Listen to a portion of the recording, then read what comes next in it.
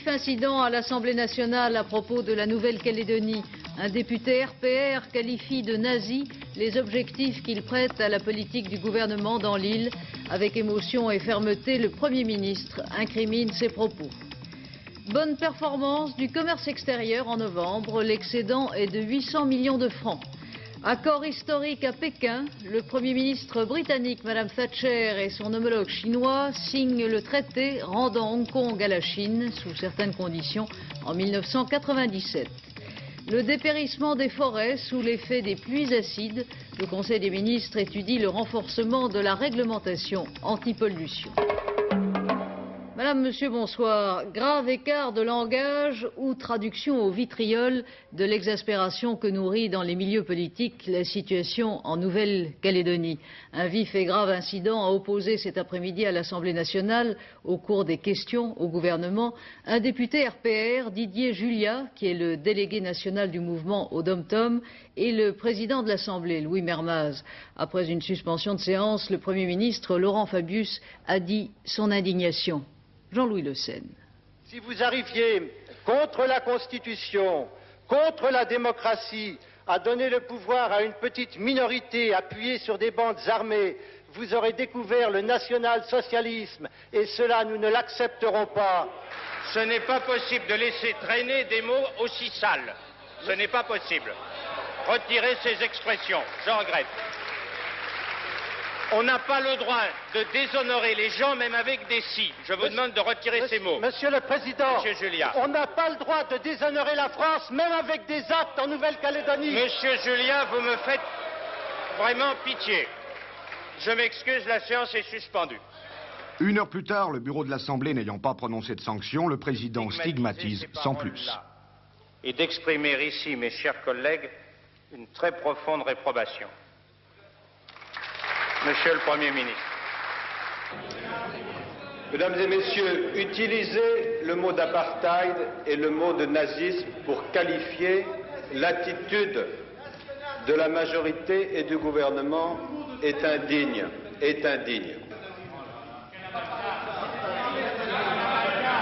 Je me permettrai de vous dire, Monsieur Seguin, s'agissant du nazisme et de ses conséquences sur la vie des hommes, que dans ma famille, moi je sais ce que ça veut dire.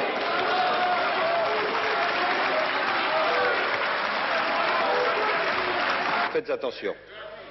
Vous n'attaquez pas le gouvernement, vous attaquez la démocratie, c'est-à-dire que vous vous attaquez vous-même. Le Premier ministre répondra demain aux questions des sénateurs sur la Nouvelle-Calédonie. Dans l'île, une vingtaine de Mélanésiens ont été interpellés ce matin à Bourail, sur la côte ouest de l'île, là où ont eu lieu ces derniers jours les incidents qui ont fait finalement un mort et 5 blessés. Le gendarme qui avait été brûlé lors de l'incendie d'un magasin est décédé ce matin à Nouméa. 6 Mélanésiens qui seraient impliqués dans ces incidents ont été placés en garde à vue. Le climat sur le terrain reste tendu, comme l'ont constaté sur place nos envoyés spéciaux Patrick de Carolis et Philippe Péter. Si l'intérieur du territoire se vide petit à petit de sa population européenne, les habitants de Bourail, eux, sont déterminés à défendre leur village. Après l'incendie meurtrier qui a éclaté en plein centre de la commune, Bourail tente de s'organiser par ses propres moyens. 2 barrages filtrants ont de nouveau été installés par les anti-indépendantistes. Tant que la situation ne sera pas rétablie sur le territoire totalement, on ne bougera pas. Il y a les gens de Wailou là, qui ont évacué, il y a un convoi qui est passé complet sous escorte de gendarmerie il y a 1 heure de ça. Voilà, et la brousse est en train de se vider, et puis nous on va rester ici, on n'en bougera pas. L'affrontement, c'est pas nous qui le cherchons, nous ne cherchons pas la guerre des blancs avec les noirs, on veut que le calme règne dans ce pays, un point c'est tout. Alors qu'ils arrêtent les leaders indépendantistes, qu'on ne veut pas que le gouvernement provisoire soit reconnu, qu'ils annulent tout ça et on sera prêt à lever les barrages. Et puis si on lève le barrage, dans 3 semaines aussi, ça va encore repéter à Bourail, et on va encore refaire un barrage. Tant qu'on est là, autant on y reste. Hein. Ce colonel de gendarmerie va tenter de raisonner les habitants de Bourail. En vain, les anti-indépendantistes campent sur leur position. Bon, mais il n'y a pas de fausse information. Moi, je vous avertis que si les barrages ne sautent pas, je serai obligé de les faire sauter par la force. Il y a un gars de chez vous qui est mort. Mais vous croyez que je ne suis pas plus malheureux, aussi malheureux que vous? Il y a un gars de chez moi qui est mort. Et alors que je connaissais. Qu'est-ce qui va se passer maintenant? De quoi, qu'est-ce qui va se passer? Allez-y, monsieur. Je ne vous dis pas qu'on fait sauter le barrage par la force. Je vous dis que vous m'avez fait des promesses de faire les gens qui sont montés là-haut. Mais n'importe qui. Bon, ben, écoutez, moi, je discute plus. Ben, ne discutez pas. Machoro, là-bas, il pas sortir. À l'autre extrémité du village, une scène désormais devenue fréquente, un camion chargé de bétail fuit la région nord-est du territoire. Eh bien, non, Elou, je roule, ça fait 3 jours que je roule du bétail pour un éleveur, un ami éleveur de Wailou, et qui est obligé de partir parce qu'on le fait partir. On lui a déjà flingué du bétail. Et il essaye de sauver le plus possible. Fin de journée, la population de Bourail faisait flotter le drapeau français sur les barrages, une façon de mettre en pratique l'esprit de résistance que Dick Ikoué, le président du gouvernement, avait exalté la veille au soir à la télévision. Dans un communiqué, le ministre de la Défense, Charles Hernu, estime déplacer toute polémique sur l'action des gendarmes en Nouvelle-Calédonie. M. Hernu précise que les instructions données dans certains cas pour éviter les affrontements avec la population locale ne concernaient que les brigades les plus isolées. 800 millions de francs, c'est le montant de l'excédent que le commerce extérieur a dégagé en novembre. Un résultat bien meilleur que celui du mois d'octobre. Philippe Sassier.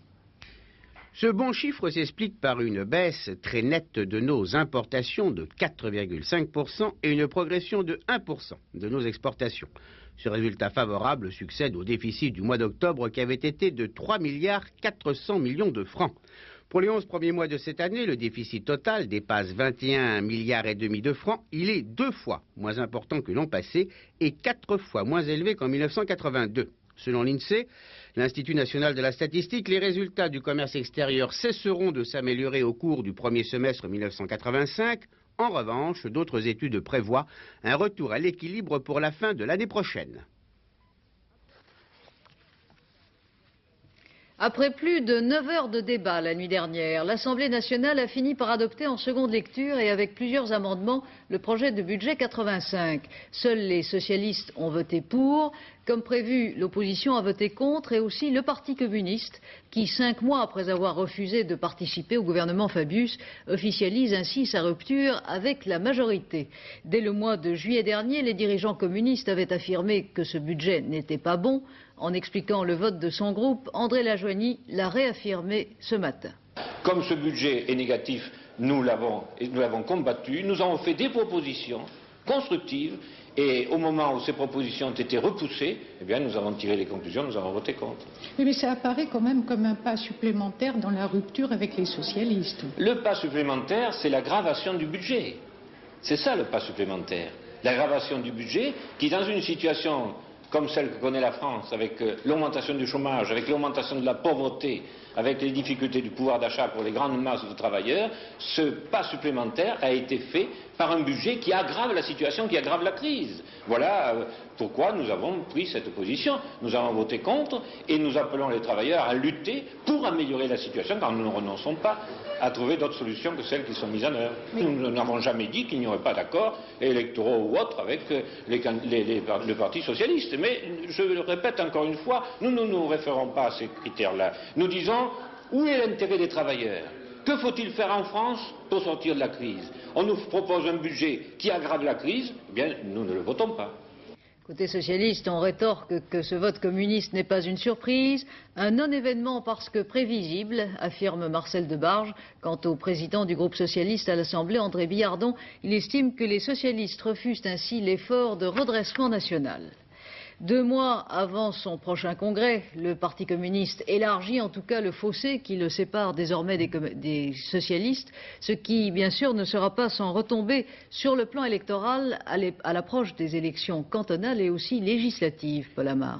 Oui, la rupture entre socialistes et communistes semble avoir atteint un point de non-retour. Pour la première fois depuis 1981, Les députés communistes ont mêlé leur voix à celle du RPR et de l'UDF. Ils confirment ainsi d'une manière solennelle et spectaculaire le choix qu'ils ont fait cet été. Ils entrent, si j'ose dire, en opposition officielle. Il suffit d'ailleurs d'écouter Charles Fitterman, hier encore très attaché à l'union de la gauche, pour savoir que les dirigeants du Parti communiste ont décidé de mener la vie dure au pouvoir. Ce n'est pas une surprise, mais les conséquences que ce vote peut provoquer méritent qu'on s'y arrête. Les socialistes savent désormais qu'ils n'ont plus d'alliés à gauche, ils sont seuls. Bien sûr, cette défection n'est pas gênante pour eux, pas pour l'instant, ils ont encore la majorité à l'Assemblée nationale, mais ils ne sont plus sûrs du tout de la retrouver en 86. Dans ces conditions, il leur faut imaginer dessiner dès aujourd'hui les contours d'une nouvelle majorité. Mais avec qui? À cette question, impossible de répondre. Le système électoral actuel oblige en effet les deux camps à s'affronter bloc contre bloc, droite contre gauche. Seul un autre mode de scrutin, la proportionnelle par exemple, peut casser cette bipolarisation et permettre un jeu politique plus ouvert. Les partis ne seraient plus prisonniers de leur alliance et pourraient former des majorités d'idées, cher à Edgar Faure. On comprend donc que certains socialistes soient tentés par la proportionnelle, mais le climat politique est tel, vous l'avez entendu, qu'on voit difficilement les adversaires d'aujourd'hui gouverner ensemble demain. L'heure ne semble pas être à la réconciliation. Une nouvelle revue, le contrat libéral, un nouveau comité d'orientation regroupant une quinzaine de parlementaires. Les partisans de Raymond Barre au sein du Parti républicain s'organisent. Leur chef de file, Charles Millon, député de l'Ain, au cours d'une conférence de presse aujourd'hui à l'Assemblée, a ainsi officialisé l'existence de ce courant au sein du parti de François Léotard. Ce n'est pas la Libye, mais la France qui viole l'accord sur le Tchad. Telle est l'affirmation pour le moins provocante du numéro 2 libyen, le commandant Djaloud, hier soir à Rome au cours d'une conférence de presse. À l'appui de ses dires, il cite les vols de reconnaissance d'avions français au nord du Tchad, la présence de troupes françaises aux frontières sud et les déclarations de certains responsables sur la possibilité d'un retour rapide des soldats au Tchad. Le colonel Kadhafi, lui, goûte les plaisirs de Palma de Majorque, où il s'est rendu à titre privé. Il y dîne ce soir avec le Premier ministre espagnol et l'ancien chancelier autrichien Kreisky. À Paris, à l'Assemblée, le ministre des Relations extérieures, Roland Dumas, a en termes à peine voilés évoqué la responsabilité du président tchadien Hissène Habré dans l'assassinat, il y a 10 ans, du commandant français Galopin. Une douloureuse affaire complique les relations entre la France et le Vietnam. Dans les images du procès que nous avons diffusé hier soir, procès tenu au Vietnam, à Ho Chi Minh Ville, 2 jeunes filles ont reconnu leur père parmi les hommes condamnés à mort pour avoir, selon le régime, comploté sa chute. Cet homme est français et ses filles ont témoigné tout à l'heure à Antenne 2 Midi. Alors, mesdemoiselles, aussitôt que vous voyez l'image de votre papa, je vous demanderai de nous le désigner, nous puissions arrêter l'image et reconnaître votre père. C'est à quel moment que votre papa est apparu, mesdemoiselles? Sophie ou Clara? Ça doit être juste après la séquence. Alors, attendez, ça doit être... Allez-y, allez-y, prenez votre temps. Bientôt. Non.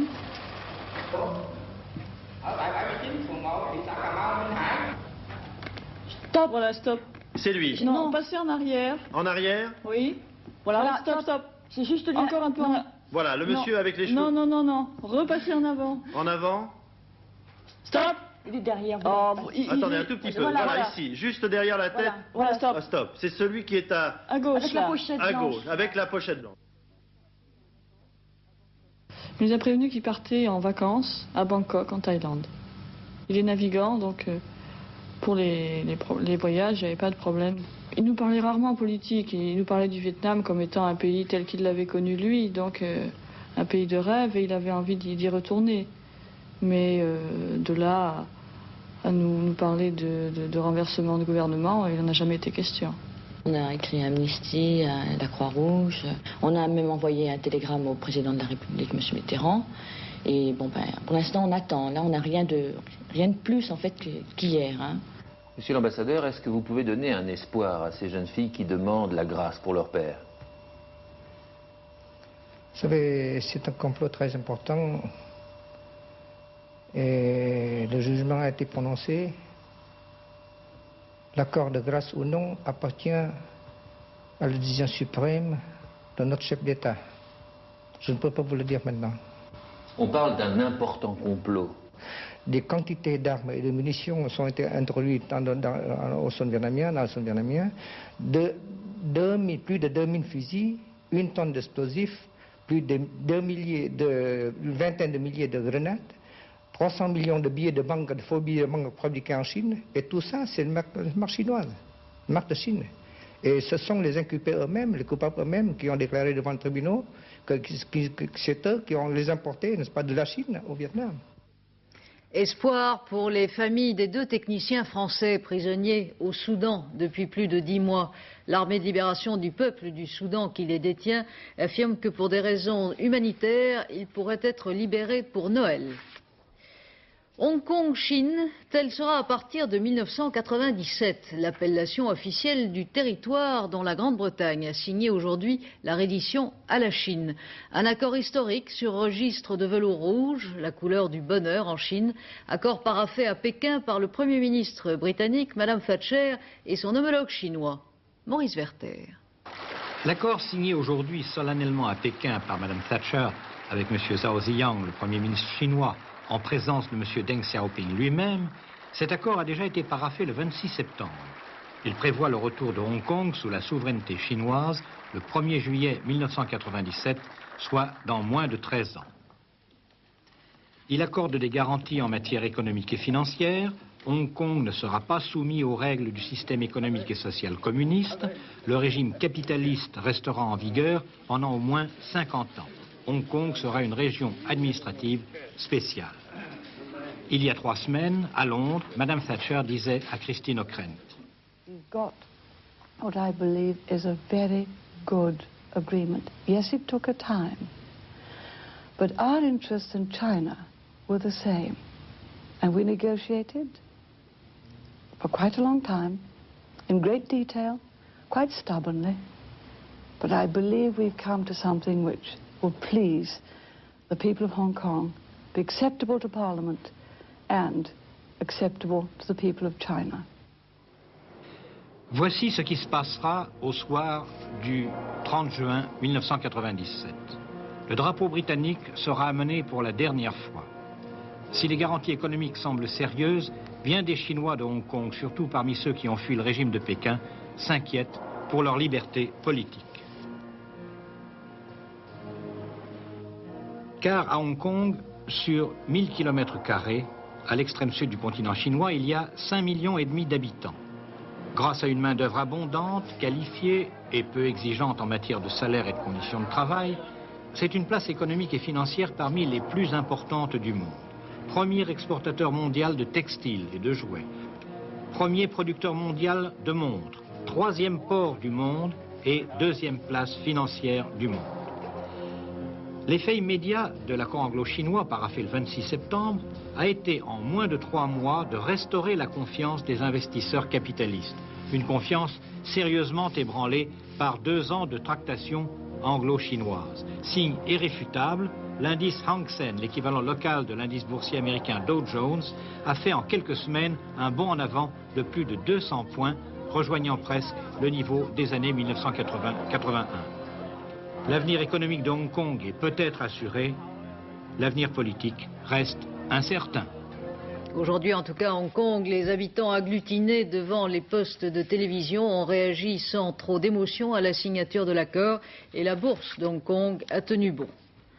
Washington se déclare encouragé par les propos lénifiants tenus à Londres ces jours derniers par Mikhail Gorbatchev, le numéro 2 du Kremlin. La Maison-Blanche se dit prête au dialogue. Édouard Laure. Premier commentaire officiel de la Maison-Blanche il y a quelques instants après les déclarations du numéro 2 soviétique à Londres. Satisfaction de voir Moscou s'engager sur la voie du dialogue.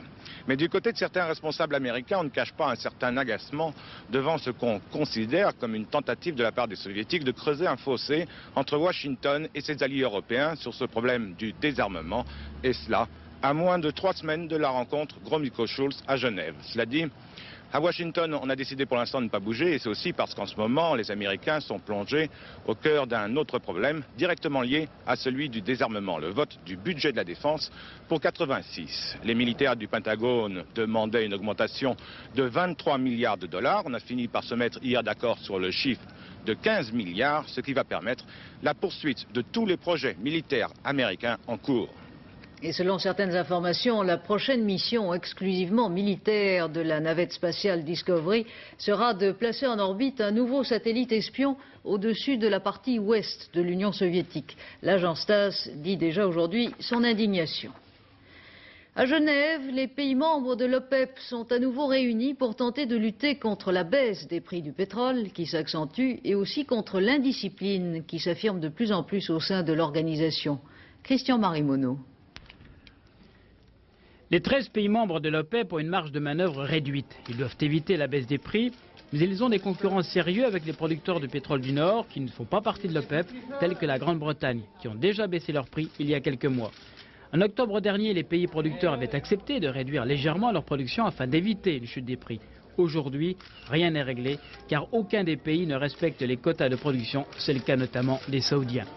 Il va falloir plus de discipline de la part des pays producteurs membres de l'OPEP. Ils vont demander à la Grande-Bretagne et à la Norvège de revoir leurs prix, mais ceux-ci ne se sentent pas concernés par les décisions de l'organisation. C'est pourquoi l'OPEP se déclare prête à s'engager dans une guerre des prix. Le futur président de la Commission de Bruxelles, Jacques Delors, abandonne la mairie de Clichy. L'ancien ministre de l'économie et des finances estime que ses nouvelles fonctions sont incompatibles avec ce mandat. Conseil des ministres, ce matin, le gouvernement a adopté un projet de loi sur le statut de Mayotte, cette petite île qui fait partie de l'archipel des Comores et dont la population dira par référendum si elle veut ou non rester française à une date et selon des modalités qui seront fixées par le Parlement. Mais ce sont surtout les problèmes de l'environnement et de la dégradation de la forêt sous l'effet des pluies acides qui ont dominé ce Conseil. Sous l'impulsion du ministre de l'Environnement, Mme Bouchardot, le gouvernement entend renforcer les mesures anti-pollution. Philippe Dumez. Notre Terre est malade de sa pollution et en particulier de celle qui est provoquée par la combustion. Les éruptions volcaniques ont une part de responsabilité, mais là, on ne peut rien faire. En revanche, pour toutes les énergies que nous brûlons et qui émettent dans l'atmosphère des oxydes d'azote ou de l'anhydride sulfureux, on peut sinon les éliminer, du moins les réduire fortement. Ces gaz toxiques, en contact avec l'humidité des nuages, se transforment en acide et retombent avec les pluies, d'où leur nom de pluie acide. Et les dégâts qu'elles provoquent sont plus rapides que prévu, en particulier dans les Vosges. On connaissait la résistance des arbres et ça a surpris tout le monde de la vitesse à laquelle ces symptômes de dépérissement se font clairs et à quelle vitesse meurent les arbres. Et on peut voir que le jaunissement vient par le haut, donc par les retombées acides. Vous voyez en bas. Tout est vert, encore à peu près vert.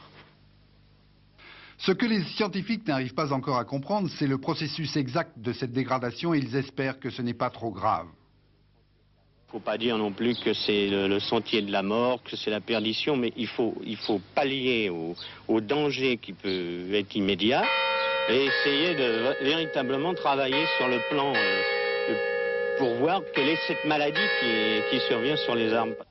Les mesures prises en Conseil des ministres ont en tout cas pour but de renforcer la prévention de la pollution de l'air. Une réglementation nationale renforcée, usage limité de certains produits de combustion comme le coke de pétrole, épuration des fumées d'usines d'incinération d'ordures ménagères et enfin réduction des émissions d'hydrocarbures, en particulier dans les raffineries.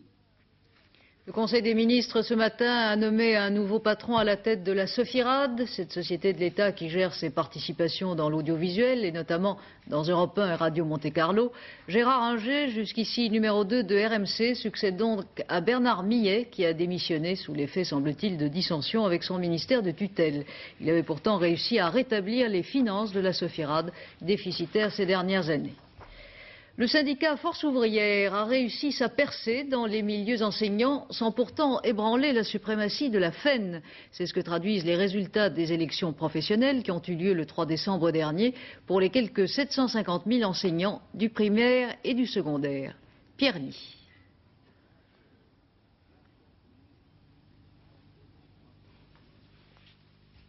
Pour la première fois, Force ouvrière présentait massivement des candidats aux élections professionnelles des enseignants. L'offensive a été payante, 12% des suffrages contre 2,5% en 82. FO ne cache pas sa satisfaction. Nous atteignons un objectif tout à fait formidable d'être représentés partout. Et en fait, je crois que le meilleur test, c'est de regarder la tête des autres syndicats et l'interprétation qu'ils donnent. Et vous verrez que Force ouvrière a bel et bien réussi sa percée. Quant à la FEN, elle perd 6%, mais conservant une majorité de 60%, elle minimise l'érosion. C'est vrai qu'il y a une légère percée de FO, mais en fait, il y avait 7 listes concurrentes face aux listes de la FEN qui se présentaient. Nous avons bien résisté. Voilà ce que nous constatons, malgré une énorme offensive de FO qui a tenté de jouer sur les mécontentements réels des personnels d'éducation. Mais après tout ça, bien, la FEN se porte bien. Elle se porte bien, mais elle a sans doute fait le plein de ses voix, avec une participation inhabituelle pour ce genre d'élection, de 75 à 80%. Cela souligne un recul sensible dans le secondaire. C'est là que la percée de FO est la plus nette.